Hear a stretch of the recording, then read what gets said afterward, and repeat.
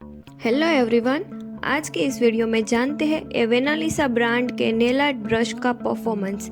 बहुत सारे लोगों का डाउट होता है कि बिगिनर के लिए कौन सा ब्रश अफोर्डेबल एंड बेस्ट रहेगा। तो आज हम इस ब्रश को यूज़ करके नेल आर्ट डिज़ाइन भी बनाएंगे और देखेंगे कि इसका एक्चुअल परफॉर्मेंस कैसा है। गाइस, आप यहाँ पे देख सकते हो कि ये 3 ब्रश का सेट आता है जिसमें 0, 0, 0 एंड 0, 0, 0 नंबर के तीन अलग अलग ब्रश आते हैं, जिसमें 0, 0, 0 वाला सबसे छोटा ब्रश है जिससे हम पेटल, फ्लावर वगैरह बना सकते हैं। और फिर ये है 0, 0 नंबर का ब्रश जिससे हम लाइन या फिर एनिमल प्रिंट जैसे फाइन आर्ट ड्रॉ कर सकते हैं। और लास्ट में है ये 0 नंबर का ब्रश जो सबसे बड़ा है जिससे हम डिटेलिंग आर्ट कर सकते हैं या फिर स्ट्रिप आर्ट भी कर सकते हैं।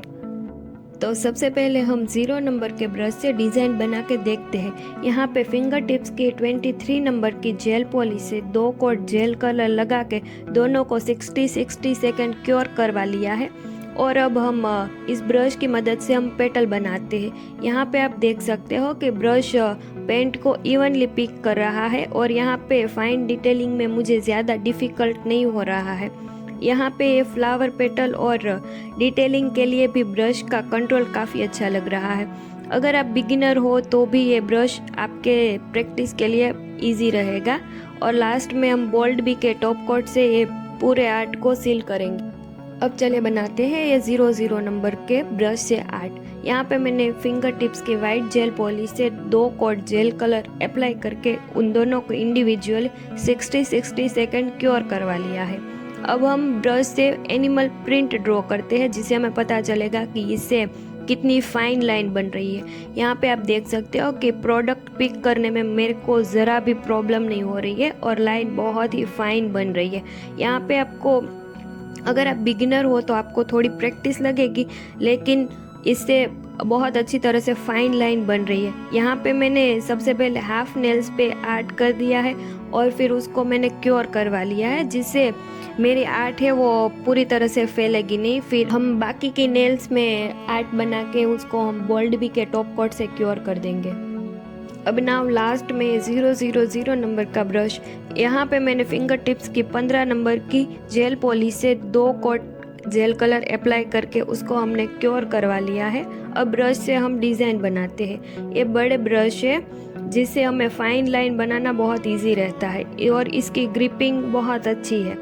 यहाँ पे पेटल भी ड्रॉ करते हैं। पेटल ड्रॉ करते टाइम हमें जितनी प्रोडक्ट की नीड हो उतनी ब्रश में लेकर पेटल बनाए। इसकी ब्रिस्टल बहुत स्मूथ है जिससे फिनिशिंग टॉप नॉच लेवल का आ रहा है।